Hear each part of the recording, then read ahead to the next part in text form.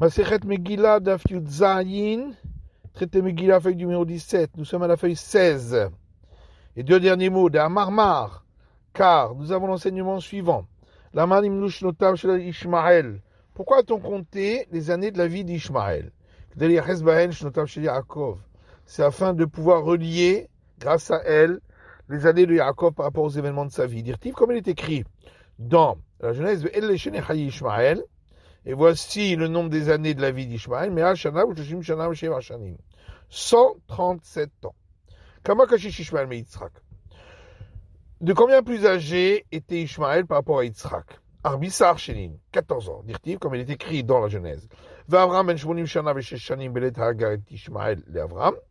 Et Abraham avait 86 ans lorsque Hagar a donné naissance à Ishmaël pour Abraham. Urtiv, et un autre verset dans la Genèse, Abraham ben Me'at Shana mi'valed Yitzhak benu. Et Abraham avait 100 ans lorsque lui est né Yitzhak son fils. Urtiv, autre verset, Yitzhak ben Shishim Shana beled Totam. Et Yitzhak avait 60 ans lorsque lui sont nés Yaakov et Esav. Bakama avait Ishmael, qui était Yaakov. Donc quel âge avait Ishmael lorsque Yaakov est né? 74 ans. Kama pa Ishan Mishene.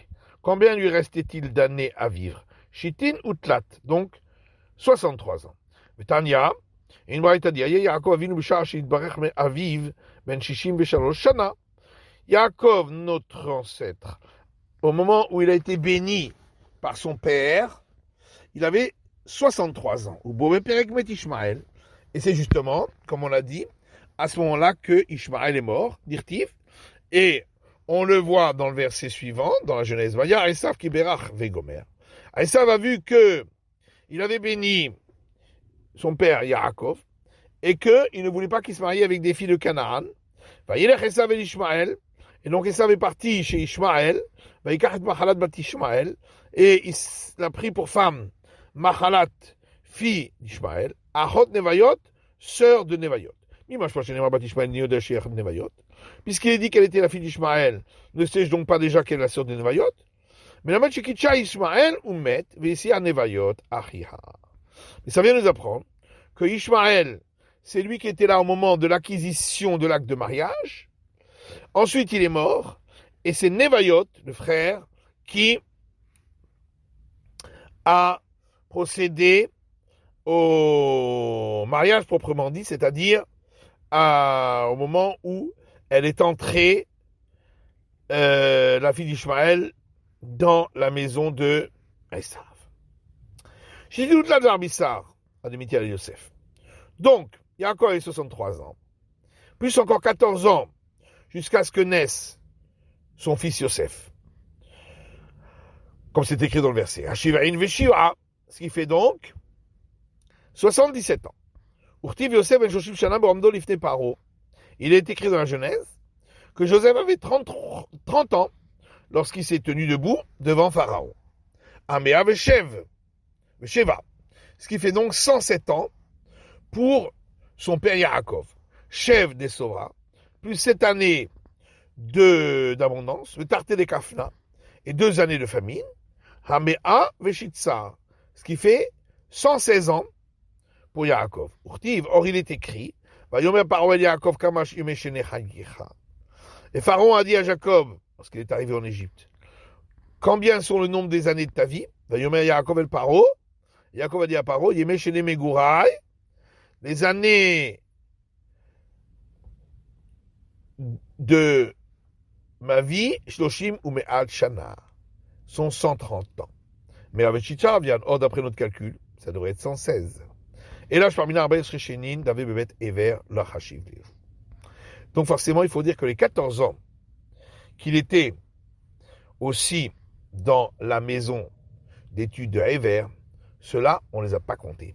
Et Tania, comme c'est marqué dans le Braïta, Yaakov bevet Hever Mutman Arba Esre Shana.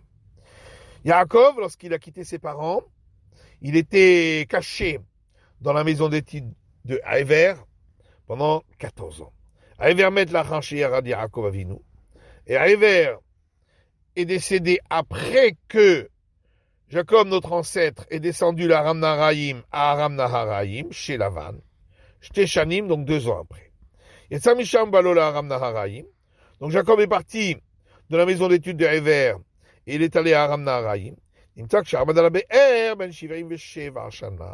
Ce qui veut dire donc que quand il est arrivé au puits à Aram Naharaim, il avait 77 ans. Et d'où sait-on qu'il n'a pas été puni pour ces 14 années-là où il n'a pas accompli l'obligation religieuse d'honorer son père et sa mère parce qu'il étudiait la Torah. Et Tanya, ce qui est écrit dans l'Imbrata, Nimtsa Yosef Shepiresh Me'aviv Eskim Shana. Il se trouve donc que Joseph a été séparé de son père pendant 22 ans. Le Shem Shepiresh Yaakov Avinu Me'aviv, exactement le nombre d'années où son père, Jacob, notre ancêtre, notre patriarche, a été séparé de son père. Yaakov Taltin le Shitavian. Or, d'après notre calcul, Jacob était donc séparé de son père pendant 36 ans. Et l'Arbissad avait bêté vers la Hashivlehu. Et donc forcément, il faut dire que les 14 ans où il était dans la maison d'études de Hever, on ne les a pas comptés. Sauf ça, on devait être la Vanesri Boucheni, Navian. La grande dit, pourquoi on arrive à 36? Voilà qu'il est resté dans la maison de Lavan pendant 20 ans. Et la Mishum Lishtari Boucha, c'est que le chemin de retour, elle a duré longtemps. Il a tardé. Tartin Shenin. Et il a duré 2 ans. Et Tania, comme c'est marqué dans l'Imbraïta, il est reparti d'Aram Naharaim, ou Balo les Sukkot. Il est arrivé à Sukkot. Vers Asacham Shmona Asachodesh. Et il est resté là-bas 18 mois. Chez Neymar, comme il est dit dans la Genèse, Yaakov dans sa Sukkota. Et Yaakov a voyagé jusqu'à Sukkot. Va Yiven lo Baït. Il s'est construit une maison, Mikneo à sa Sukkot. Et pour ses troupeaux, il a fait des cabanes. Donc les cabanes, c'est pour l'été.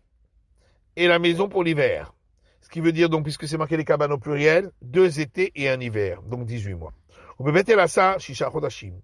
À Bethel, ensuite, il est resté 6 mois, Veikriv Zvachim, et il y a offert des sacrifices. Matitil Mishra, Akoret Amegillah le Mafreya lo Yatsa. Celui qui lit le rouleau d'Esther dans le désordre n'est pas quitte. Kara Alpé, s'il l'a lu par cœur, Kara Targum, s'il l'a lu en traduction araméenne, Bechol Lachon, ou en toute langue, Lo Yatsa, il n'est pas quitte. Aval Korin Otar le Lo Azot Belaz. Mais on peut la lire pour ceux qui comprennent les langues étrangères, en langue étrangère. Valoraï se chama Ashurit Yatsa. Celui qui parle d'une langue étrangère et qui l'a entendu en hébreu, il est quitte. Kara Sirugin, si on l'a lu par intermittence, avec des pauses, ou mitnamnem, ou en étant somnolent, Yatsa, on les quitte. Ayakotva, si quelqu'un était en train d'écrire le rouleau d'Esther, d'Orsha, ou de l'expliquer, ou Magiha, ou de le corriger, Inkiven Libo, et s'il a lu en même temps, alors s'il avait l'intention, en le lisant, il est quitte. Yatsa. Veimlav lo Yatsa, sinon il n'est pas quitte. Aïta Ketuva Besam, si elle était écrite en orpement, c'est une encre jaune, ou sikra, ou un minium, qui est une encre rouge, ou kumus, ou avec une gomme, ou kankantum, ou avec de la chalcantite, qui est une encre bleu foncé, à la niar, ou sur du papier, vers la diphtéra, ou sur une peau qui n'est pas tannée complètement. Loyatsa, il n'est pas quitte. Achete ketuva ashurit à la sefer ubidio.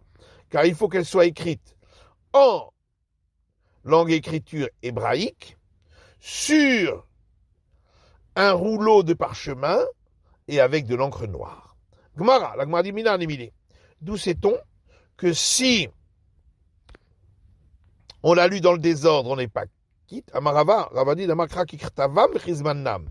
Parce que le verset dit, comme leur écriture et comme leur date. Masbannam les mafréalo. De la même manière que pour les dates, on ne peut pas aller de l'avant vers l'arrière. Avketavam les mafréalo. Pareil pour l'écriture du rouleau d'Esther, on ne peut pas la lire de l'avant vers l'arrière. La Gemara dit Kriya Aktiva. Mais est-ce que ici c'est écrit le terme de lecture? Asi Aktiva. Ici on parle des actes que l'on fait à Purim. puisqu'il est écrit dans ce verset, de faire ces 2 jours. Et la meracha, mais c'est du verset suivant, et ces jours-là sont mentionnés et appliqués. Donc on a juxtaposé la mention, c'est-à-dire la lecture du rouleau d'Esther, aux actes. De même que les actes, comme on a dit, on ne peut pas le faire dans le sens arrière comme pour les dates. De même pour la lecture du rouleau d'Esther, les mafréalo, ça ne peut pas être d'avant vers l'arrière. Tana, il y a une braïta qui dit c'est pareil pour les psaumes de louange. Et pareil pour la récitation du Shema, ou bitfila, et pour la prière que l'on fait debout. Ça ne peut pas être fait dans le désordre. Haleminalan, d'où sait-on pour les psaumes du Hallel, donc de glorification. Rabba Amar, Rabba dit, parce qu'il est écrit dans ces psaumes, depuis le lever du soleil jusqu'au coucher. Or, le lever est toujours avant le coucher, ça ne peut pas être dans le sens inverse. Rav Yosef Amar, Rav Yosef dit, car il y est écrit, Zehayom Asa Hashem. C'est le jour que l'Éternel a fait. Or, le jour, ça ne peut pas être d'avant vers l'arrière. Rav Avia Amar, Rav Avia dit, Yehishem Hashem Mevorach. Que le nom de l'Éternel soit béni. Et le verbe ici, être, veut bien dire que ça doit être dans ce sens-là et pas dans le sens inverse. Rav Nachman bar Yitzhak, et Rav Nachman bar Yitzhak, Rav Acha bar Yaakov, il s'attendait Rav Acha bar Yaakov en Meacha. Il a dit de ce verset-là, on l'apprend dans les psaumes, toujours dans les psaumes de glorification, mais Ata vers Adolam, de maintenant jusqu'à jamais. Donc ça va dans le sens de l'arrière vers l'avant et pas l'inverse. Kriyat Shema, pour la récitation du Shema, Netanya, c'est marqué dans la Braïta, Kriyat Shema Kirtava. La récitation du Shema doit être dite comme elle est écrite, c'est-à-dire en hébreu, d'ivrei Rabbi. Ça, c'est la vie de Rabbi. Vechachamim omrim, alors que les sages disent Bechol Lashon. Elle peut être dite en toute langue. Maïtama, des Rabbi. Quelle est la raison de l'opinion de Rabbi? Des Amarkra. Parce que le verset dit, dans le Deutéronome, dans le passage du schéma, Vahayou, ils doivent être ainsi. Veviataniou. Ça doit être dit comme c'est écrit en hébreu. Verabanan et les sages, Maïtama, quelle est leur raison? Amarkra, parce que le verset dit schéma. Entend, qui veut dire comprend. Bechol Lashon Shetashomea. Donc, en toute langue que tu comprends. Vereminami Aketiv Shema. Et Rébi aussi, qu'est-ce qu'il fait du fait que c'est écrit en temps, donc on comprend. D'après lui, ce verset est venu pour dire, fais entendre à tes oreilles ce que tu sors de ta bouche. Alors que les sages, eux, pensent comme celui qui dit que celui qui récite le schéma n'a pas entendu à ses oreilles, il est quitte. Et pour les sages, que font-ils du verset où il est écrit et ils seront? Pour eux, ce verset est venu dire qu'on n'a pas le droit de lire dans un autre ordre. Et Rébi, d'où il apprend qu'on ne peut pas lire dans un autre ordre, mais des varim ha des varim. Parce que le fait qu'il est écrit les paroles, celles-là, et on aurait pu écrire les paroles. Verabanan, alors que les sages, des varim ha des varim, l'hommage parle. Pour eux, c'est ainsi qu'on doit écrire, et donc on n'apprend rien du fait que c'est écrit ces paroles, celle-là. Les makr et sava Rébi, kol la Torah kula bechol lashon neemra. Est-ce que ça veut dire que Rébi pense que toute la Torah peut être lue en n'importe quelle langue? Car si tu penses qu'elle doit être lue en langue hébraïque, pourquoi on a besoin d'écrire pour le schéma et ils seront, puisque de toute façon toute la Torah doit être lue en langue sainte. On a quand même besoin de l'écrire,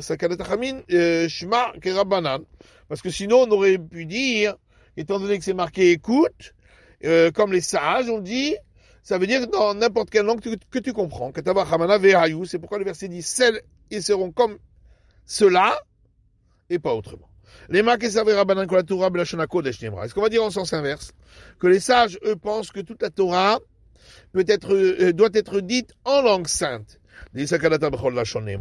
Car si tu penses qu'elle peut être dite en toute langue, la mani libertav schéma, pourquoi a-t-on donc besoin d'écrire spécifiquement pour le schéma, comprendre en toutes les langues? On a quand même besoin. Parce qu'on aurait pu croire Verayou et Rébi, qu'étant donné qu'il est écrit et ils seront, on explique comme Rébi, uniquement en langue sainte. C'est pour ça qu'on vient m'apprendre en toute langue. Et c'est pourquoi le verset a dit en temps, pour dire en toute langue. Tefila manalan. Maintenant, pour la prière récitée debout, d'où sait-on qu'on doit la dire dans l'ordre. Tania, c'est marqué dans le Braïta. Shimon Apekuli, Shimon le cotonnier, il se dit Shmona Esre Brachot Ifnane Rabban Gamliel à la Seder.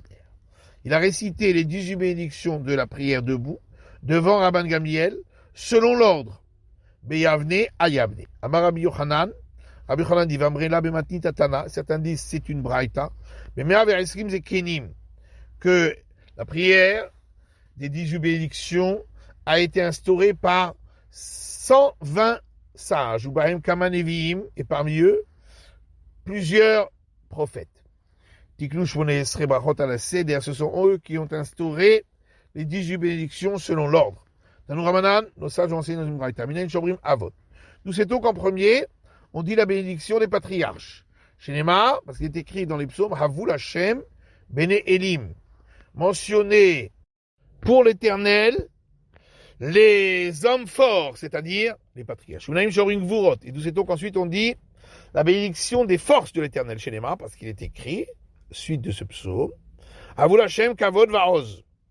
Mentionné pour l'Éternel la gloire et la force. Et nous sait-on qu'ensuite on parle des saintetés de l'Éternel chez Neymar, parce qu'il est écrit juste après Havul Hashem Kevod Shemo, mentionné pour l'Éternel la gloire de son nom, Havul Hashem Behadrat Kodesh.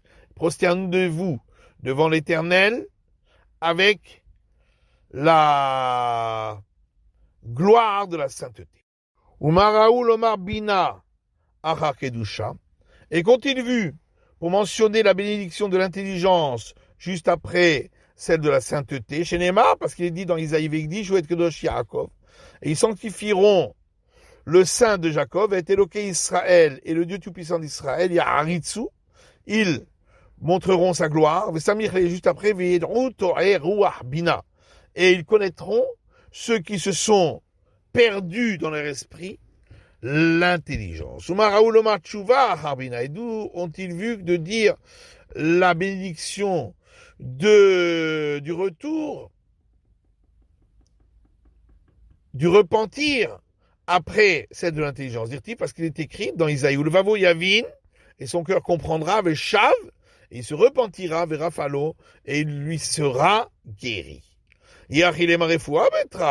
Si c'est ainsi, on devrait dire alors la bénédiction de la guérison juste après Teshuva, celle du repentir. Ça, on ne peut pas dire parce qu'il est écrit un autre verset dans Isaïe.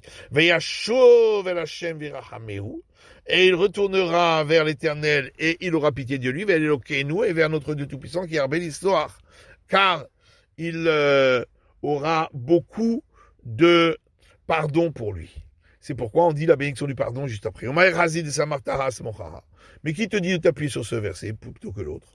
Parce qu'il y a encore un autre verset dans les psaumes. Celui qui pardonne toutes tes fautes. Et celui qui guérit toutes tes maladies. Et qui délivre de l'abîme ta vie. Le même rat de Geoula refoua betarstirahi. Et donc de là on apprend que la guérison et que la délivrance et la guérison viennent après la bénédiction du pardon.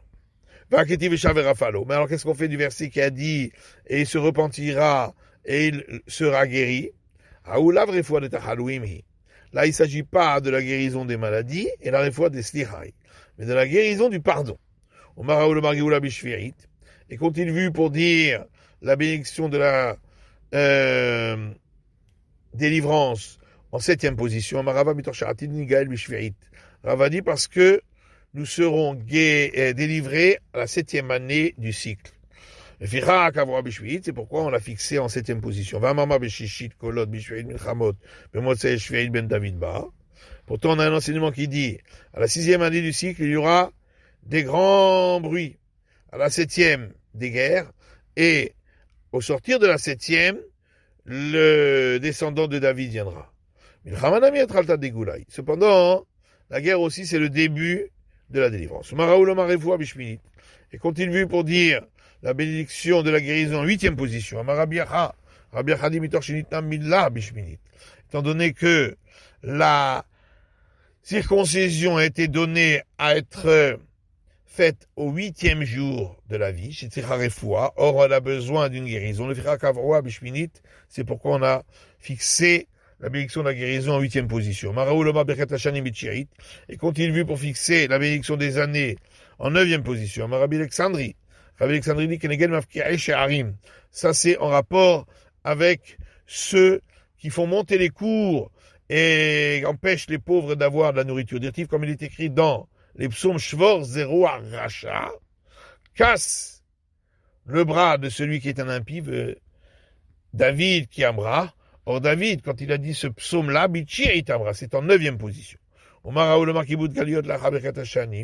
Et continue pour dire la bénédiction du rassemblement des exilés après celle de la nourriture donnée chaque année, dit-il, parce qu'il est écrit, Vatem Arei Israël, et vous, montagne d'Israël, Anafrem Titnou, vous donnerez vos feuillages, ou Pirichem Tisou, et vous porterez vos fruits, l'armée d'Israël, à mon peuple Israël, qui car vous l'avez, car il se rapproche pour venir, avec Évangile Kapsou Galiot, dans Asedin Mirshaim. Et après que les exilés seront rassemblés, il sera fait un jugement avec une punition pour les impies. Chez Néma, comme il est dit dans Isaïe Vashi, va dire Alaïr, et je ramènerai ma main sur toi, Vetzrov Kabour Sigaïr, et j'enlèverai tes scories, comme on le fait dans un creuset. Il est écrit ensuite dans Isaïe Vashi Vashoftaïr Kevarishona, et je ramènerai tes juges comme c'était auparavant.